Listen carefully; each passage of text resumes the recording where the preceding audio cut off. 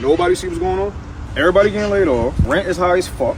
Why is it kicking $4? Everybody broke except for like 2 people. Then we got people pretending to be those 2 people just to impress other broke people to hide the fact that they broke too. Something is happening and nobody is talking about it. A minimum wage job at the very least should allow for a basic lifestyle. But instead, people are struggling to have any lifestyle. Why is it make chicken $4?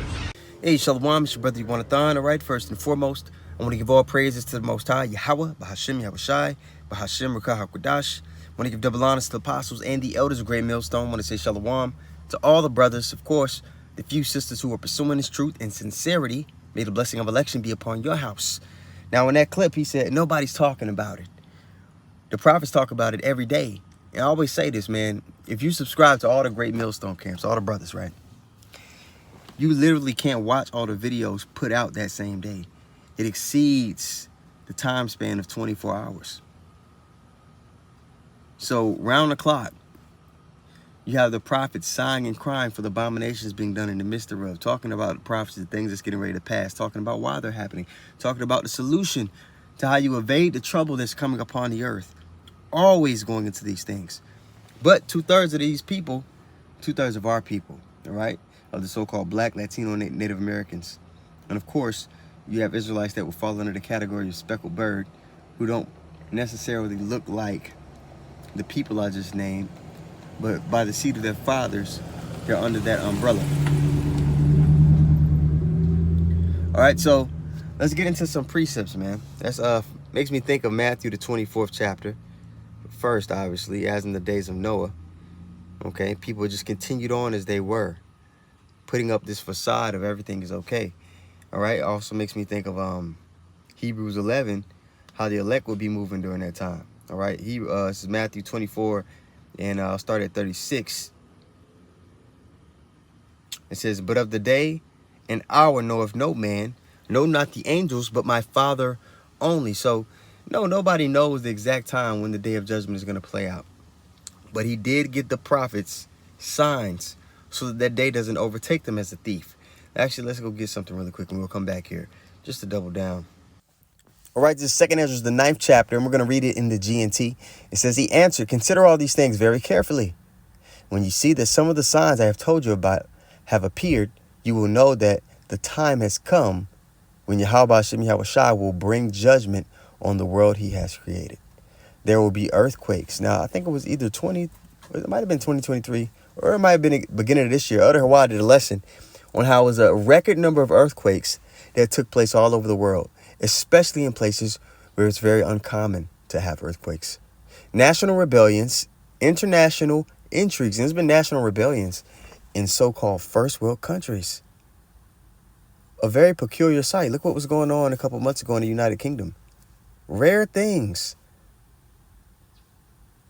It's an indicator unto that we're in the time of the end. The prophets actually being on the highways and hedges, all right? Pursuing Daniel 12:4, knowledge being increased, us coming back to our heritage, because it was prophesied to us in Jeremiah 17:4 that we would be discontinued from our heritage. So the fact that we're teaching again and going into prophecies, that's an indicator of what time it is. We're in the time of the end. Okay, when you see these things happening, verse 4, you will know that they are what the God Most High, and it says God Most High, has spoken about since the beginning of creation, the beginning of the end, the beginning and the end. So this is the end of this age. Okay, we always talk about the 3 words for world in the scriptures. You have cosmos, which is a specific arrangement or ornament of people in a narrow sense, right? Then you have oikomene, which is the entire inhabitant world. Then you have aeon, which is an age. Okay? This age is about to come to an end, and there's about to be a new age, an everlasting age, which is the kingdom of heaven. Okay? Verse 5, the beginning and the end of everything that happens in this world are clear. The name, Salakia, the same is true in the world above. Wonders and miracles show the beginning of events, and the mighty signs show when they have an end. We have the signs in the heavens, which we've been having an astronomical amount of signs in the heavens.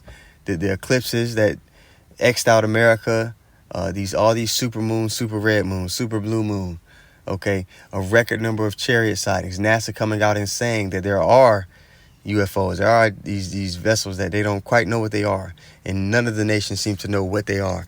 Okay, whenever they have these close calls with the nuclear missile, I forgot what it's called, but they have the centers where they harbor their weaponry. Okay, and whenever they have like mishaps with it, it's because those chariots are around. Whenever these nations are shooting off missiles at each other, there's always these sightings of chariots being around. As though they're overseeing the events happening in the world. Verse 7, some people will escape. All right, and those some people are the elect. This is verse 7. Some people will escape escape destruction and be saved by their good works and their faith. So you gotta have faith and works. If you truly have faith and you truly believe, you're gonna be moved with it. And that's why we're gonna go to Hebrews 11:7. You're gonna be moved with faith to act accordingly, to find out, okay, how does the Lord instruct me to be during this time? What does he instruct me to pay attention to? How does he instruct me, what is he warning me about so I don't fall for these acts of deception that the wicked are pushing? Let's actually go there. Hebrews 11:7. All right, so this is Hebrews 11, and I'll start at verse 6, actually. It says, but without faith, it is impossible to please him.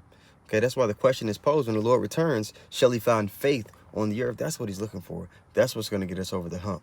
All right, enable us to be one of those individuals that's eligible to receive salvation. And ultimately, it had already been written out for you to receive salvation.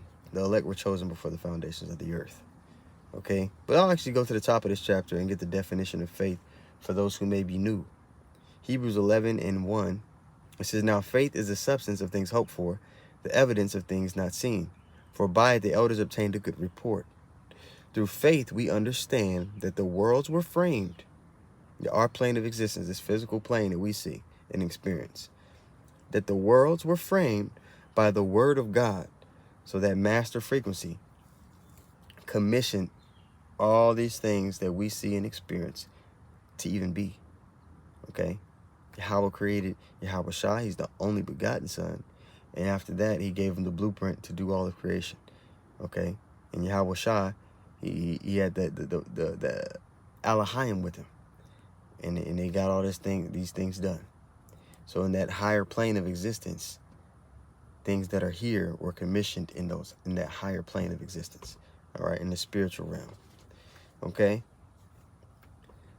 So verse 3 again, through faith we understand that the worlds were framed by the word of God, so that things which are seen were not made of things which do appear.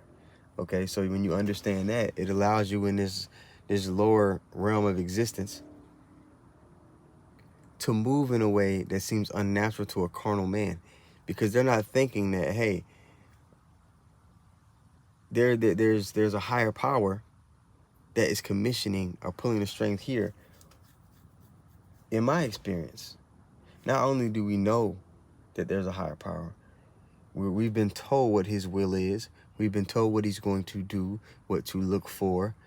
So with that information, it enables us to move in an almost supernatural way. Seems crazy right now to some, but we're actually moving in it's amazing when you think about it. When it dawns on the people that there were beings here that understood that these things were getting ready to happen,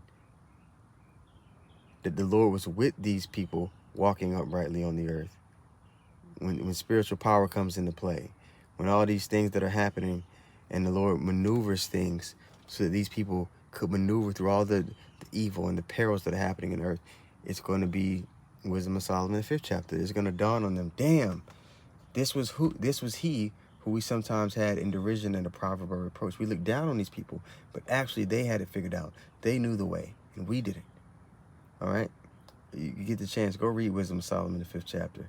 It's the I told you so chapter, right? Hebrews 11, jump back down to 6, all right? But without faith, it is impossible to please him, for he that cometh to God must believe that he is, and that he is a rewarder of them that diligently seek him. By faith, Noah being warned of God, and we've been warned of the Most High, of the things that are getting ready to play out on earth through the signs, through prophecy. We don't know the exact day. We can't say, hey, September 23rd, this is going to happen. Obviously not. But we've been given signs to understand, okay, it's getting closer, much closer than we think. We need to move with fear. We need to move in obedience. We need to prepare in the spirit and in the mind.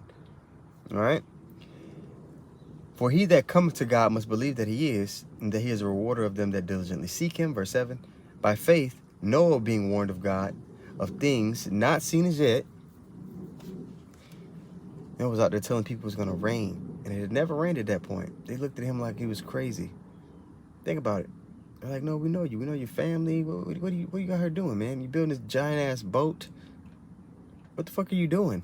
This guy's fucking crazy. That's the spirit that they was looking at him with, man.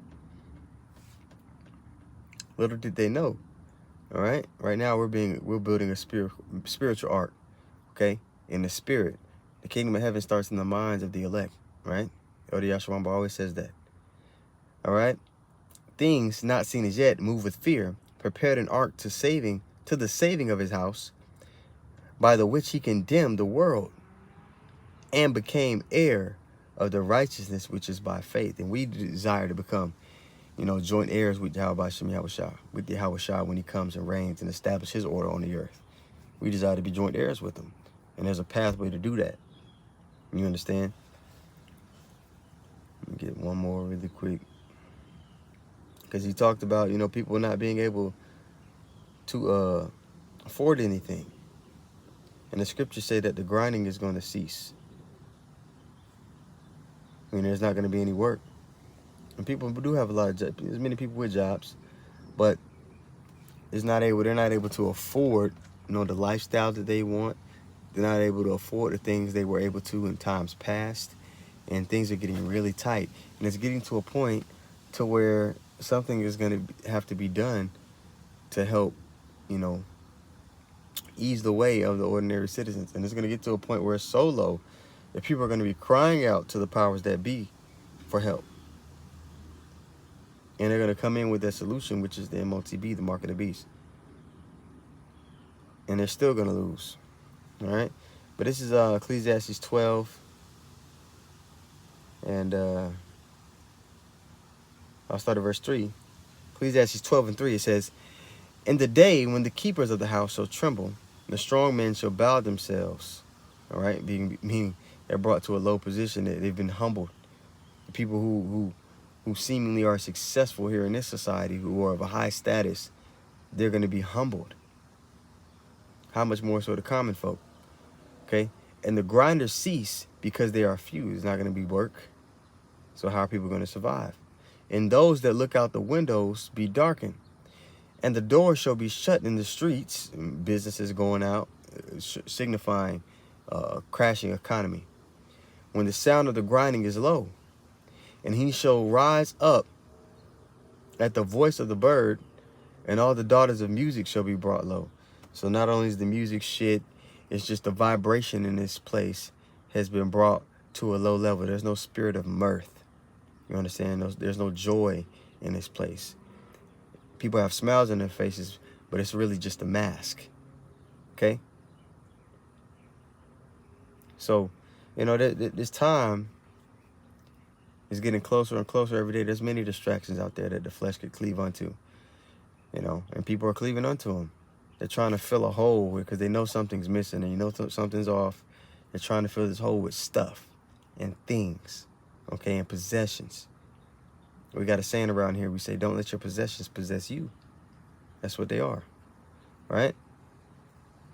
These people are being possessed by their possessions, trying to fill that hole when they know that hole can't be filled with anything carnal.